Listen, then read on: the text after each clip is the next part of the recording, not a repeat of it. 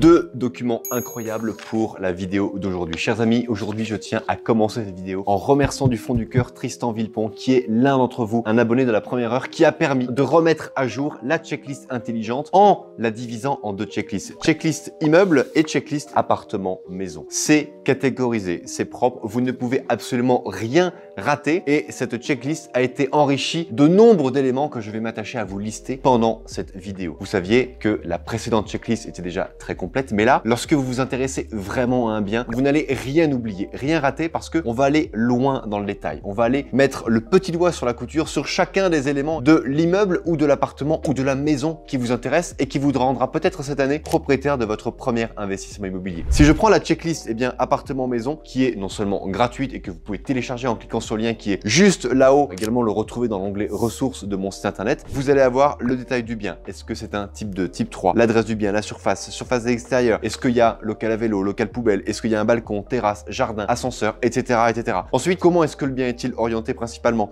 Comment est produite l'eau chaude sanitaire? Quel est le type de chauffage? Quels sont les coûts annuels que vous allez devoir prévoir pour pouvoir communiquer avec votre locataire? Vous avez 8 pages pour tout ce qui est appartement maison et 4 pages pour tout ce qui est lié à l'immeuble. Lorsque vous achetez un immeuble appartement par appartement, vous devez bien sûr combiner les deux checklists, d'accord? C'est vraiment important. Ensuite, on va parler de l'aspect extérieur de l'immeuble, état de la façade, isolation thermique des fenêtres, comment est la plomberie, quels sont les travaux importants qui ont été réalisés dernièrement, etc., etc. Je vous dis ça pourquoi? Parce que lorsque vous allez visiter un bien immobilier, que vous allez enchaîner les visites, 5-6 appartements par semaine, pourquoi pas pendant 2-3 semaines, si dans un mois, l'agent immobilier vous rappelle et dit « Oui, bonjour monsieur Dupont, je vous rappelle parce que ça y est, j'ai eu le retour du propriétaire, il est d'accord par rapport au prix que vous avez proposé. » Et là, vous dites, attendez, de quel bien on parle, de quelle adresse? Ah bah oui, il s'agit de l'immeuble qui est situé rue des Marchands dans telle ville. Ah oui, effectivement, rue des Marchands, donc je reprends ma checklist. Oui, effectivement, j'avais mis un avis positif sur ce bien-là. Effectivement, j'avais proposé 125 000 au lieu de 180 000. Effectivement, donc hop, et là, vous reprenez tout, etc., etc. C'est vraiment important. Je vous recommande vraiment toujours d'imprimer en 2, 3, 4 exemplaires ce document pour en avoir toujours dans votre boîte à gants, dans votre vide-poche, dans votre sacoche, dans votre sac à main, n'importe quel moyen en fait pour que vous l'ayez sur vous. C'est vraiment super important parce que lorsque l'agent immobilier va vous appeler et va vous demander de dégainer rapidement un rendez-vous,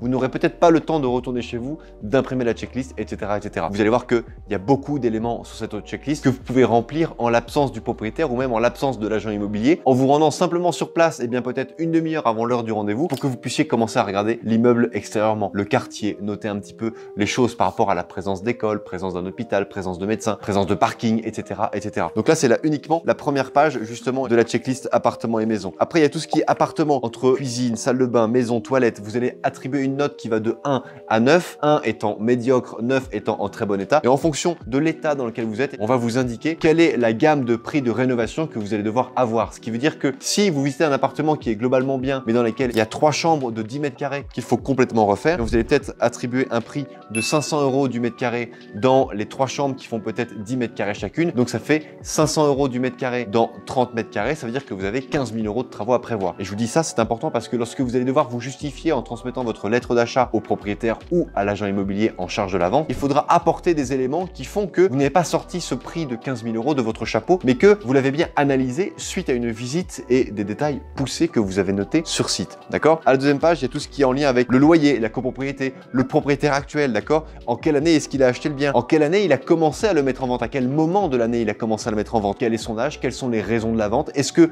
c'est plusieurs propriétaires qui sont les héritiers d'un propriétaire défunt et donc ils se séparent du bien immobilier pour justement s'acquitter du montant des droits de succession? Également tout ce qui est taxes et charges, le prix du bien qui est demandé, le montant des frais de notaire que vous allez avoir par rapport à ça. Là, ça n'est pas la peine d'être forcément très précis. Vous multipliez le prix par 7,22%. Donc si le bien est vendu à 100 000 €, vous allez avoir grosso modo 7200 à 7500 € de frais de notaire par rapport à ça. Une fois de plus, utilisez le calculateur pour avoir justement le montant à l'euro près des frais de notaire que vous allez avoir. Quels sont ensuite au niveau de vos impressions les points positifs et les points négatifs? Et après, vous allez rentrer dans le détail du quartier, d'accord? Donc quartier, emplacement dans le quartier. Est-ce que c'est une rue calme? Quelles sont les commodités à proximité? Est-ce qu'il y a des espaces verts à proximité? Est-ce qu'il y a dans les parties communes au niveau de la sécurité? Est-ce qu'on rentre avec un badge? Est-ce qu'on rentre avec une empreinte biométrique? Est-ce qu'on rentre avec un digicode? Est-ce qu'il y a une double porte? Est-ce qu'il y a un gardien? Etc., etc. Est-ce qu'il y a un local à vélo, un local poubelle, un ascenseur? Ensuite, vous allez détailler pièce par pièce l'appartement. Ici, détail sur le salon. Après, vous allez avoir les chambres, 1, 2, 3, 4 chambres si vous en avez. Si bien sûr vous avez plus que 4 chambres, vous pouvez imprimer la page numéro 3 en double. Il y a tout ce qui est partie cuisine, éclairage, robinetterie, plan de travail, crédence, four à micro-ondes. Est-ce qu'on est sur une cuisinière encastrée, etc., etc. Pareil pour la salle de bain, pareil pour les différents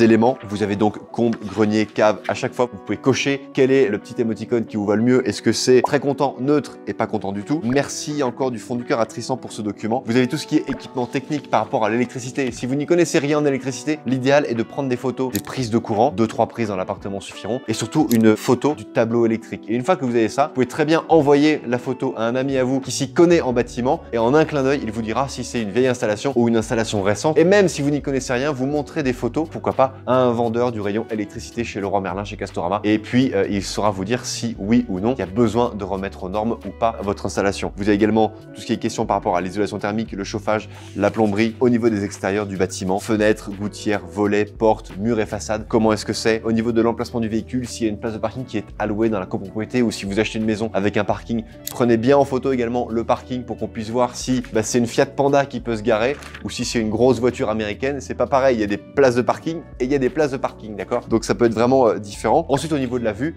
est-ce qu'on est sur une vue dégagée? Est-ce qu'on a une vue avec un vis-à-vis? Est-ce qu'on donne sur un paysage de montagne? Est-ce qu'on donne sur un cimetière? Est-ce qu'on donne sur une cour d'école? Est-ce qu'on donne sur plein de choses? Voilà. Et après, vous avez la checklist immeuble. Checklist immeuble, elle va reprendre les différents éléments, mais vraiment agrémentés pour une personne qui achète un lot de 4-5 appartements et qui achète la totalité de l'immeuble, donc qui achète la totalité de la cage d'escalier, la totalité des combles, la totalité de la cave, la totalité des façades. Et donc, c'est important ici de bien savoir où est-ce que vous allez avec les détails lot par lot, appartement par appartement, d'accord, pour que vous puissiez bien vous rappeler de là où vous allez, lot 1, lot 2, lot 3, lot 4, d'accord? C'est simplement une répétition avec, pareil, des questions sur le propriétaire actuel, etc., etc. Voilà, chers amis, je tiens également à remercier du fond du cœur à nouveau Tristan Villepon pour avoir créé ces deux fabuleux documents. Il m'a donné l'autorisation pour que vous puissiez simplement les avoir gratuitement. Donc cliquez sur le lien en description ou qui apparaît là sur la fiche juste au-dessus pour que vous puissiez bénéficier de ce document. Et je le répète, ayez-en toujours 3-4 exemplaires sur vous. Et lorsque les documents sont renseignés, pour ne pas les perdre,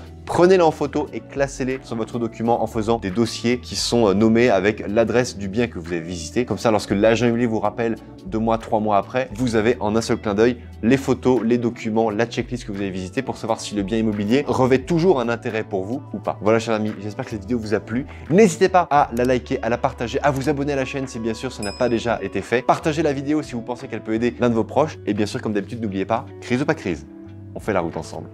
Ciao!